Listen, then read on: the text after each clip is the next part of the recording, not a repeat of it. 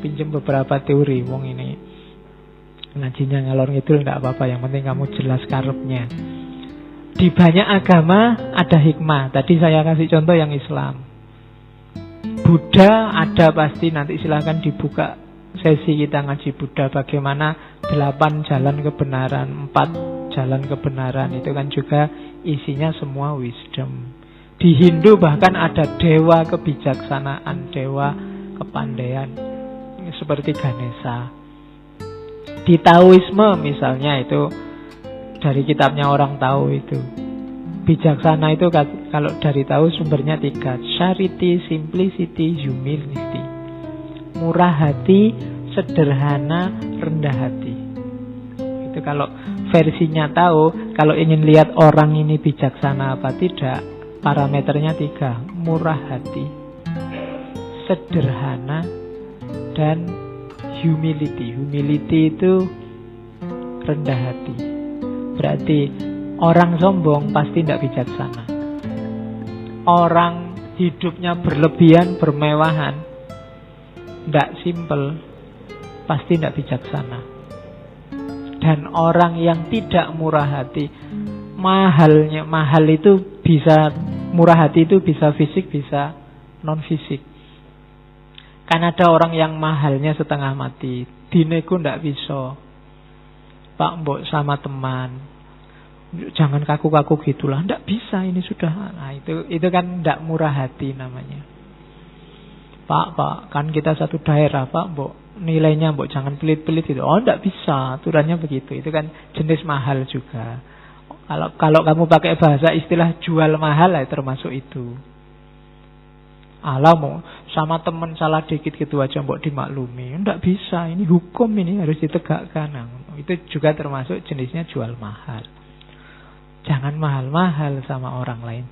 Jangan sampai kita nanti dimahali oleh Allah, kita sumpek lagi. Kalau Allah jual mahal, mungkin sholatmu gak sah terus. Wah, kurang syarat, rukunnya kurang, itu wudumu. Kalau Allah jual mahal, kita susah. Ya untungnya Allah itu tidak jual mahal sama kita. Dimaklumi aja kita, salah dikit-dikit. Jadi ayo kita murahi teman-teman kita, murah hati. Dan simplicity, sederhana. Kemudian humility, rendah hati. Ada bait-bait dari kitab Tao yang bagus, saya kutip di situ. Knowing others is intelligent. Knowing yourself is true wisdom. Mastering others is strength. Mastering yourself is true power. Paham yang lain, paham orang lain, berarti kita pinter. Membaca masyarakat, membaca fenomena Indonesia, membaca temanmu, membaca apa namanya. Kamu bisa baca, itu pinter. Tapi memahami dirimu sendiri, itu lebih dari pinter. Itu namanya bijaksana. Kamu tadi ngomongnya pas, perbuatannya pas, pengetahuannya pas. Itu kan ketika kamu paham siapa dirimu. Tadi saya bilang, ngaji jam 1 ya, mungkin bagi orang tertentu mending ngaji jam 1 daripada jam 8. Waduh, kalau jam 8 saya masih harus nongkrong di luar, Pak. Ini jatahnya ngangkring sama ngopi-ngopi, Pak. Nanti Pak jam 1 saya baru ininya cerdasnya keluar. Saya biasa melekan nonton bal-balan misalnya. Itu kan yang tahu dirimu sendiri. Jadi paham dirimu itu wisdom. Ada loh, saya tadi bilang di mall ngajimu mesti tidak konsen. Tapi ada orang tertentu kalau belajar butuh rame. Kalau sepi dia tidak konsen, ngantuk. Kalau temennya cerewet rame sambil itu dia sambil belajar. Ada yang begitu. Itu knowing yourself. Kamu yang paham dirimu kayak gimana. Itulah wisdom. Makanya nyawanya ilmu filsafat itu mengetahui diri, kayak jargonnya Socrates. Know yourself. Pahami dirimu. Mastering other is strength. Mastering yourself is true power. Kamu bisa menguasai orang lain. Jadi ketua apa, kepala apa, koordinator takmir sekecamatan. Itu power, kekuatan. Tapi ada yang kekuatan sejati apa? Menguasai dirimu sendiri. Itu jenisnya wisdom. Jadi Taoisme itu contoh. Kalau Konfusius punya teori juga. Kita juga pernah ngaji Konfusius. Katanya Konfusius, kalau kita bingung ingin jadi orang bijaksana gimana, wawasannya tidak terlalu dalam, katanya tenang aja, ada 3 jalan untuk kita sampai pada wisdom. Bisa lewat reflection, bisa lewat imitation, atau yang ketiga, bisa lewat experience. Reflection itu kita berpikir sendiri. Katanya Konfusius, ini yang paling mulia. Kalau memang mampu, ayo kita mikir sendiri, mikir diri kita sedalam mungkin, kemudian kita hidup secara sesuai kebenaran yang kita temukan. Ini jalan paling mulia. Tapi ada orang yang tidak nyampe untuk berpikir dalam. Ada caranya, paling gampang apa? Imitation, the easiest. Niru. Kalau kamu tahu ada orang baik, ada orang bijaksana, tirulah. Maka kamu jadi orang baik, jadi orang bijaksana. Kamu tinggal milih idolamu siapa. Idola orang baik ya, bukan idola Korea atau idola. Tirulah, imitation. Aduh, aku mengidolakan Gus itu. Tiru perilakunya, cara bertutur, cara bertindak. Kamu juga berarti karena kamu memfotokopi orang bijaksana, kamu jadi bijaksana. Nah, itu imitation. Ada lagi yang ketiga, cuma ini bitterness. Yang paling pahit apa? Pengalaman. Kenapa pahit? Ya, kamu baru belajar setelah ngalami, itu pahit loh. Begini rasanya patah hati, kan tidak enak, pahit. Mbok wis kamu belajar dari yang kayak gitu temanku katakan, tapi nek wis ngerasake dhewe ya baru kamu paham, tapi pahit. Gini susahnya jatuh cinta, pahit. Begini ya susahnya dicaci maki orang, itu pahit. Begini susahnya, Pak. Jadi ada jalan experience tapi pahit. Makanya tadi orang tua itu saya tadi bilang di awal, pengetahuannya banyak. Dia jadi bijaksana, cuma dia harus jungkir balik. Kenapa? Jalan paling pahit itu. Maka mungkin kamu baca buku banyak, pengetahuanmu banyak. Orang tuamu tidak banyak baca buku, wawasannya juga luas. Dari mana? Dari experience. Ya jelas lebih capek, lebih sakit-sakit orang tuamu. Karena pengalaman. Pengalaman dibohongi anaknya, duitnya sih. Ya, kampus tidak ada bayar, ini bayar, beli buku. Padahal duitnya habis buat beli pulsa. Jadi orang tuamu ya ngerti lah. Orang tuamu biasanya nggak mikir alasan. Yang penting anakku lagi butuh duit, dikasih alasan apa aja, diyani aja. Ya, karena mungkin orang tuamu ngalami yang pahit-pahit, dia pengen anaknya ndak ngerasa pahit.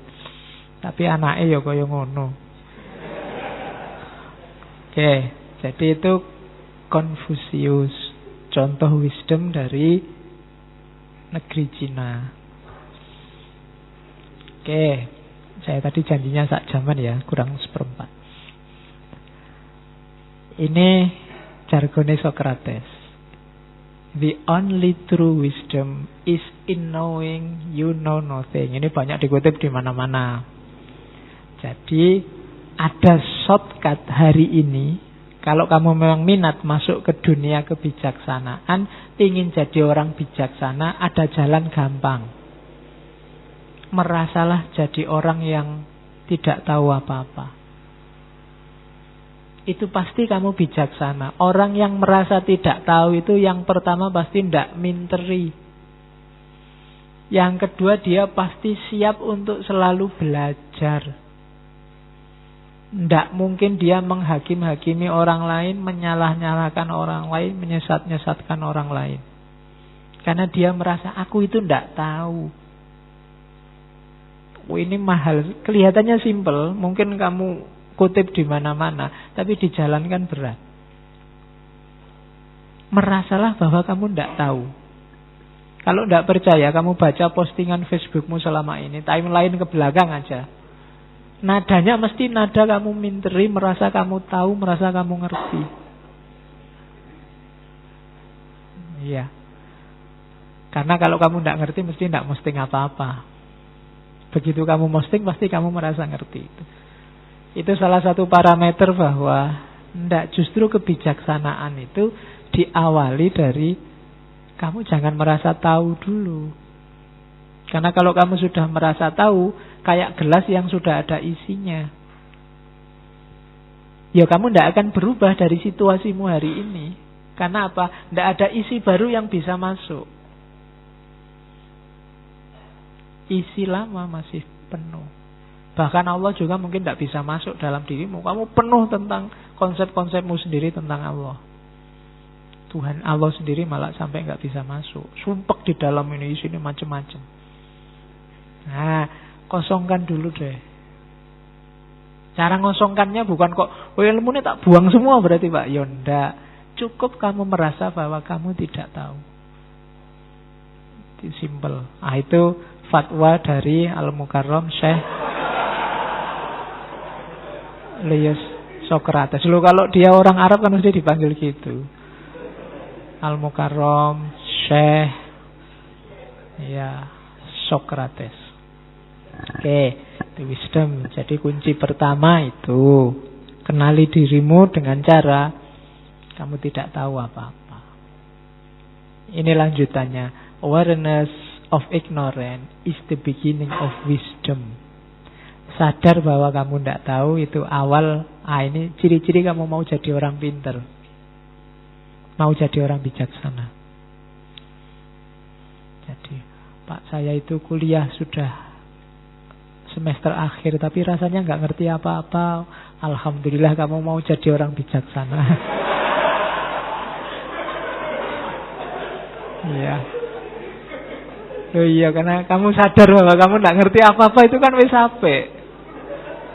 Jadi banyak loh yang tidak ngerti kalau dia itu tidak ngerti apa-apa. Jadi alhamdulillah kamu sudah sadar bahwa kamu itu. Nah, selanjutnya ya belajar kan gitu. Oke, jadi awareness of ignorance is the beginning of wisdom. Terus ini saya ambil, meskipun tokohnya tidak terkenal, ini sebenarnya Isaac Asimov. Isaac Asimov ini novelis, kelahiran Rusia, tinggalnya di Amerika. Biasanya nulis fiksi ilmiah. Nanti filmnya yang bukunya, novelnya difilmkan. Ada film judulnya I, Robot. Ya, yang main Will Smith. Oke, ya saya tidak tahu kalian apa ngikuti dunia perkembangan film. Sekali-sekali yang suka filsafat nonton film jenis-jenis ini. Yang apalagi yang suka jenis-jenis artificial intelligence. Itu banyak film-film barat konotasinya ke sana. Bukan yang jenis Wonder Woman, Spider Woman. Ya, itu bukan fiksi ilmiah, itu asli fiksi. Tidak ada teorinya. Katanya Isaac Asimov, hari ini itu problemnya ini loh. The saddest aspect of life right now is that science gathers knowledge faster than society gathers wisdom. Problem paling menyedihkan dalam hidup kita sekarang adalah ilmu, science gathers knowledge. Ilmu mengumpulkan banyak sekali pengetahuan, berlimpah-limpah. Apalagi sekarang ada Google yang maha tahu itu. Pengetahuan kita kan wis ndak karu-karuan dibandingkan, dan ini jauh lebih cepat dibandingkan society gathers wisdom. Jadi kita lemah di wisdom meskipun kaya pengetahuan, dan ini bahaya. Teknologi perang sudah canggih luar biasa, rekayasa genetika secanggih itu sekarang. Pengetahuan luar biasa yang berkembang, tapi tidak imbang dengan wisdom kita, kedewasaan kita. Itu yang melahirkan fenomena menyedihkan. Agama yang begitu mulia, yang harusnya melahirkan peradaban yang begitu agung, kebalikannya. Melahirkan kekerasan demi kekerasan, melahirkan chaos-chaos, kacau-kacau. Kenapa? Pengetahuan kita berlimpah, tapi wisdomnya kurang. Cara kita beragama tidak dewasa. Jangan salahkan agamanya, kitanya yang tidak matang. Itu yang berfatwa Ishak Asimov, novelis, penulis science fiction. Oke, jadi ini yang berhubungan dengan wisdom. Ini beberapa quote wisdom yang saya suka, kalian boleh pakai. Yang pertama, ini contoh-contoh wisdom ya. Nanti setelah ini kita cuma ngomong contohnya. Ini contoh wisdom. Saya ngasih yang Inggris-Inggris, bukan yang Arab-Arab. Kalau yang Arab-Arab, kamu tinggal nyetel TV kalau pagi banyak. Ya, daripada saya ngulang-ngulang, nanti dimarahi. Bukan ustadz kok ngomong ceramah agama nanti gitu. Oke, yang pertama, ini 7 ini bisa kamu print taruh di kamar. Make peace with your past, so it doesn't spoil your present. Oh, itu lumayan. Berdamailah dengan masa lalu, biar tidak mengacaukan masa kini. Saya bilang, quote itu kamu pakai di ruang dan waktu yang pas. Kalau kasusnya keliru, kamu pakai dalil ini bisa keliru juga. Pak, saya itu tidak lulus-lulus. Cuma kan tidak apa-apa ya Pak, berdamai dengan masa lalu. Tidak lulus tidak apa-apa. Tidak. Yo, kalau ini contohnya misalnya kamu habis diputus pacarmu, tidak bisa move on. Nah, make peace with your past. Ini bisa dipakai. Itu caranya pakai dalil. Ruang dan waktunya harus pas. Kalau keliru ya tidak nyambung. Kalau kita tidak bisa berdamai dengan masa lalu, ya kalau bahasa anak hari ini kita tidak bisa move on. Kayak naik motor yang terus-terusan lihat spion. Tidak ngerti di depannya ada apa. Polisi pun dicuekin. Wong kamu lihat spion. Nah, jadi tidak berdamailah. Pak, tapi saya tidak bisa lupa Pak. Tidak masalah, tidak bisa lupa. Ya ingat aja, wong kita manusia. Ya memang akalnya masih waras, apa-apa ya masih ingat. Aku akan melupakanmu. Tidak mungkin selama masih waras loh ya. Ya tetap ingat. Kamu disakiti orang, ya mesti ingat. Cuma berdamailah. Orang tidak bisa memaafkan antara lain juga karena dia tidak bisa make peace with our past. Tidak bisa berdamai dengan masa lalu. Mbok wis. Nah, itu kan bahasa Jawane itu. Terus, what others think of you is none of your business. Pandangan orang tentang dirimu itu bukan urusanmu. Urusannya dia, wong dia yang punya pandangan. Ini juga pakailah di waktu dan dosis yang pas. Kalau dosisnya tidak pas juga bahaya. Kamu jadi orang skeptis, jadi orang cuek. Tapi jangan jadi orang yang galau terus-terusan gara-gara pandangannya orang. Begitu dibilang oleh teman, wah kamu itu cakep loh kalau rambutmu rapi terus. Akhirnya kamu keluar gini terus, rapi enggak ya, rapi enggak ya. Khawatir kalau rambutmu ada yang berdiri satu aja kamu gini-giniin. Nah itu kena, kamu disetir sudah sama pandangannya orang. Enggak. Pendapat apapun orang tentang dirimu itu milik dia yang berpendapat, bukan milikmu. Jadi jangan mudah galau gara-gara itu. Itu contoh wisdom. Ini wisdom yang sering kita pakai. Time heals almost everything. Give the time some time. Sakit apapun, sumpek apapun, dan kalau kita kebingungan obatnya apa, serahkan pada waktu. Kayak ya, biarin aja nanti lama-lama sembuh sendiri kok. Mungkin kamu pernah ngadapi masalah, duh gimana ini keluarnya, jalan keluarnya apa, ndak ketemu-ketemu, ya wis. Tunggu aja besok sembuh sendiri pada saatnya. Cuma ya bedanya ada yang lama, ada yang cepat. Tapi selama masih ada waktu ya pada saatnya. Dulu mungkin nenek moyang kita bosennya luar biasa loh dijajah Belanda itu. 350 tahun itu membayangkan nggak dijajah itu mungkin nggak nyampe di pikirannya. Nggak ada Belanda itu nggak nyampe di pikirannya. Tapi kan tenang aja, berontak bolak-balik ya kalah. Lama-lama kan juga selesai. Time. Hari ini kita galau luar biasa. Umat Islam itu loh mundur. Kita strategi apapun gagal untuk bangkit. Yang menang kok barat terus. Apa-apa ada durasinya. Ya tinggal lama apa cepat kan gitu aja. Pada saatnya pasti bukan barat lagi pusat peradaban, entah kapan. Ya sapa ngerti nanti tiba-tiba ono banjir, ono gempa bumi, ono apa kan bisa. Durasinya selesai sudah. Jadi ndak, kalau kamu punya sakit apapun yang kamu bingung jalan keluarnya, serahkan pada waktu. No one is reason of your happiness except yourself. Ini contoh kebijaksanaan lagi.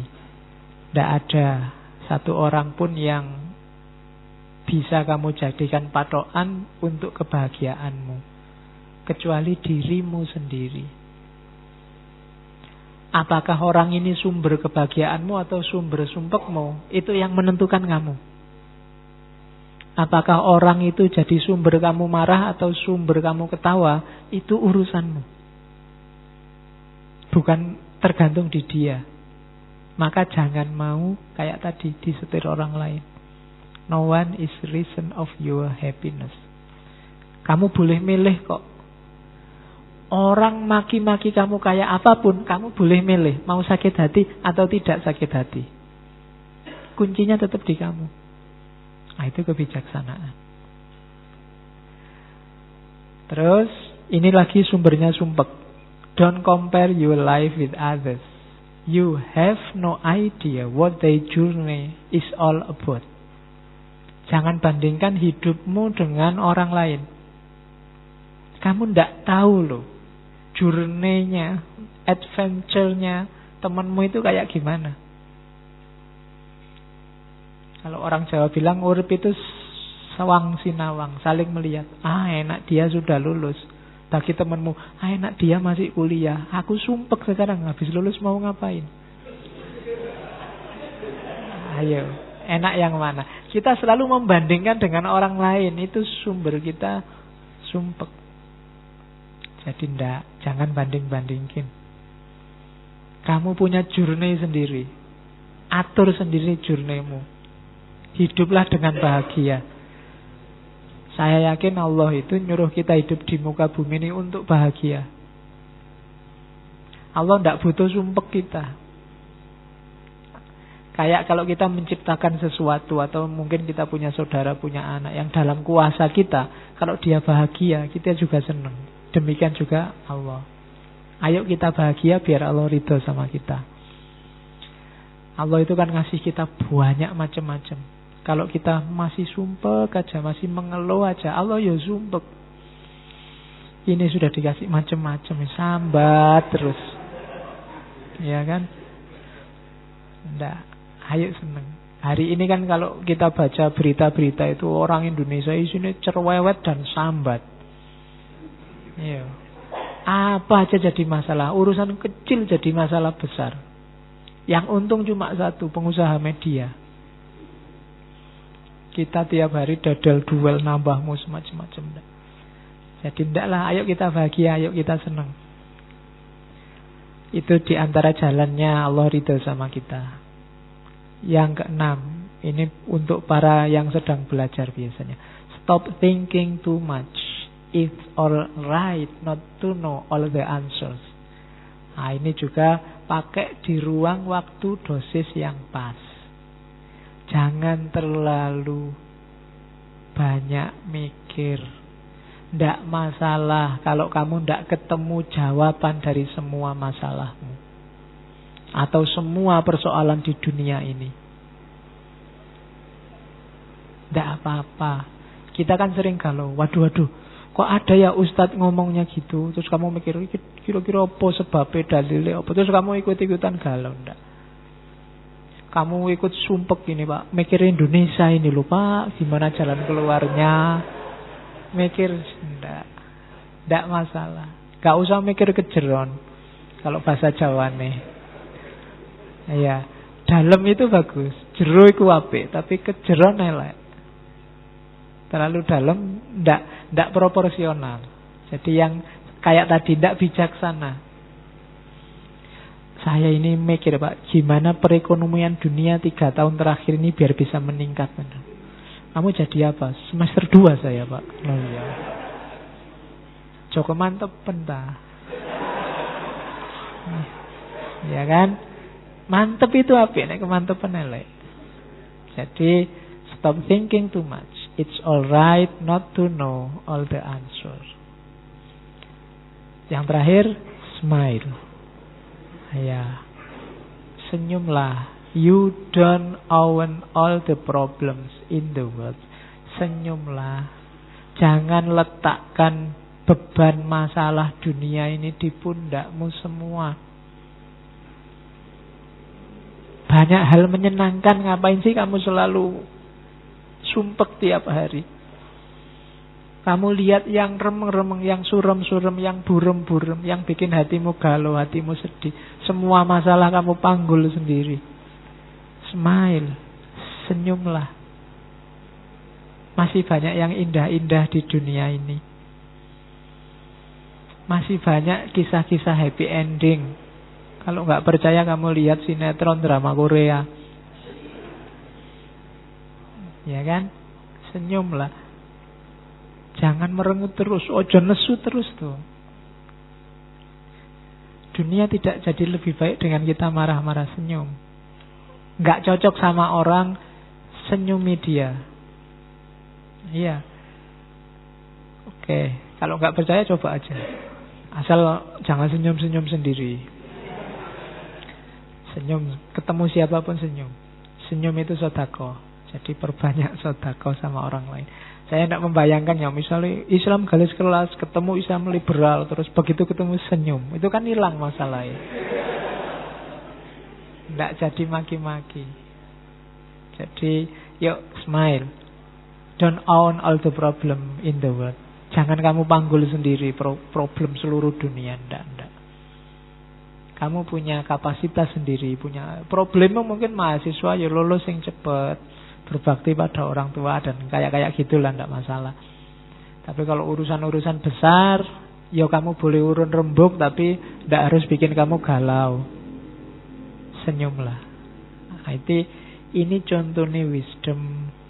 Hasil-hasilnya filsafat, belajar hikmah itu bisa nyampe pada titik-titik kesimpulan semacam ini. Ada lagi saya bawa. Give but don't allow yourself to be used. Oh, ini juga kan banyak orang nyuruh kita share, berbagi, memberi. Tapi iyalah, ayo kita berbagi, tapi don't allow yourself to be used. Jangan biarkan dirimu dimanfaatkan orang lain untuk kepentingan mereka. Love but don't allow you have to be abused. Mencintailah, tapi jangan biarkan hatimu disakiti. Trust, but don't be naive. Percayalah, tapi jangan naif. Naif itu dikira nanti bolak-balik, saya tetap percaya kok Pak. Enggak, itu namanya naif. Iya, kita harus percaya, kita harus setia, tapi jangan naif. Trust, but don't be naive. Listen, but don't lose your own voice. Dengarkan ya, baca ya, ikuti pendapat orang lain ya, but don't lose your own voice. Tapi jangan kehilangan suaramu sendiri. Kamu pribadi yang punya jati diri sendiri, punya pendapat sendiri, punya gagasan sendiri, punya suara sendiri. Ya, kita harus mendengarkan orang lain, tapi jangan lupa kedirianmu sendiri. Listen but don't lose your own voice. Jangan kehilangan suaramu.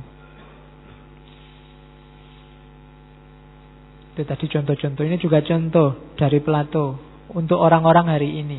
Wise men speak because they have something to say. Fools because they have to say something.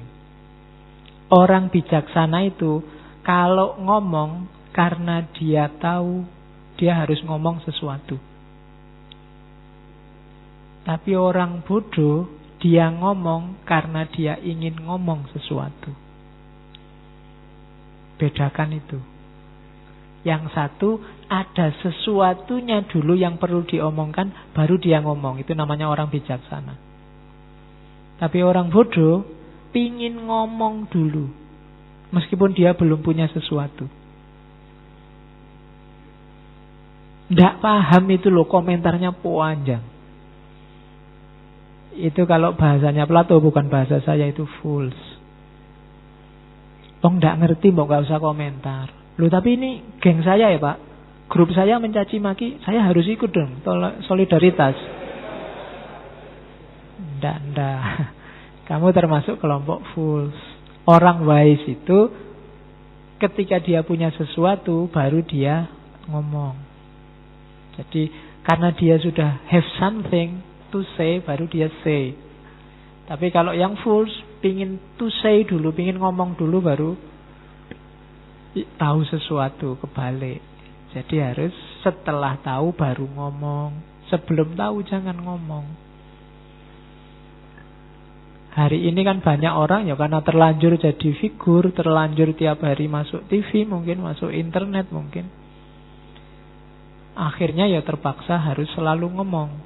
Apa-apa dikomentari, ditanya apapun harus dijawab. Apa ndak boleh kamu jawabnya, saya belum paham, tak cari dalilnya dulu ya daripada keliru. Saya cari dasarnya dulu ya, saya pahami dulu duduk persoalannya ya. Bahkan dalam kasus tertentu saya alami dulu ya.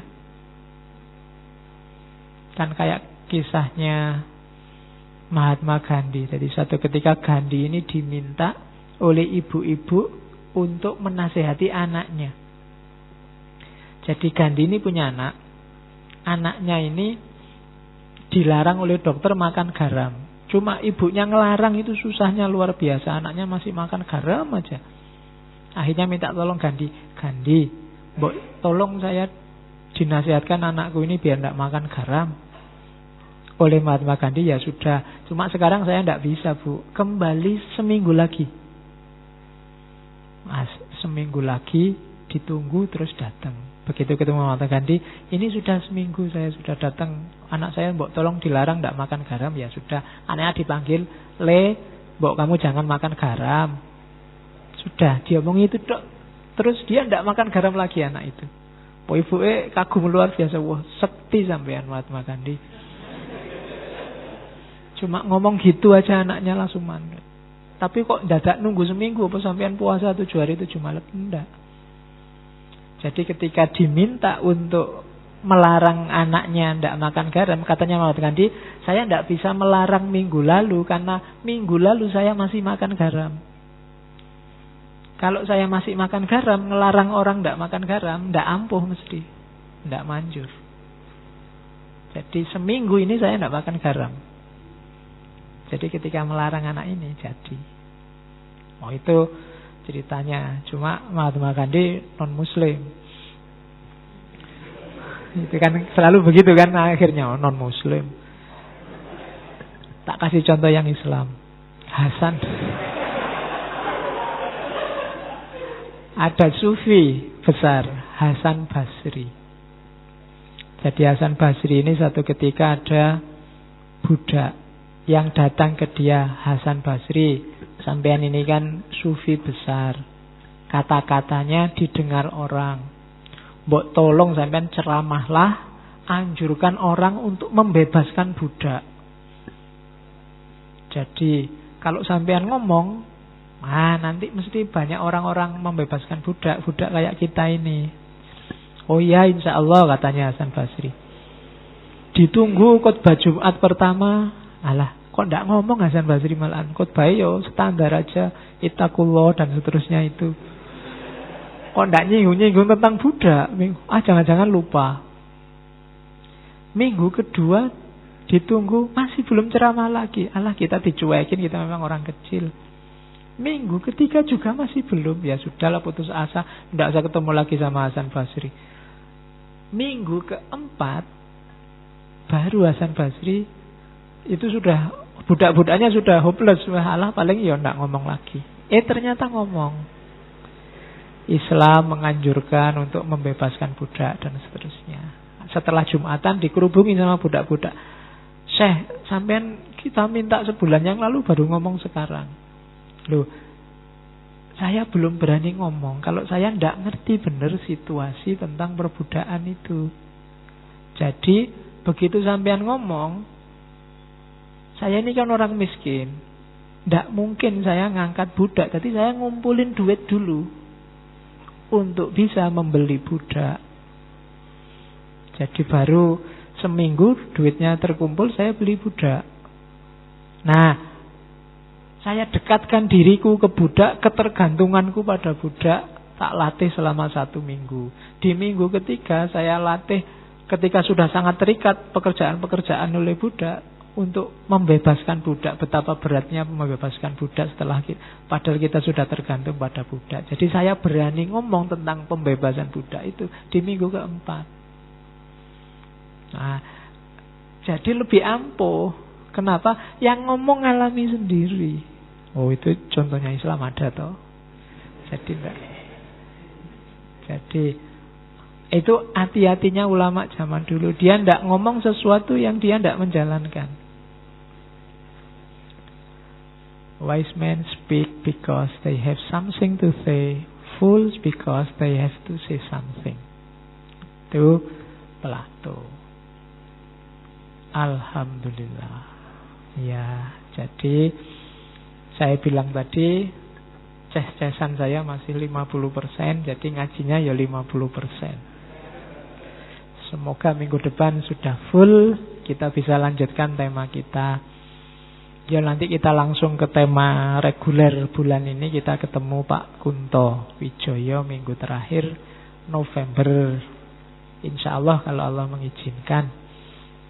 Oke, saya akhiri sekian. Wallahul muwaffiq.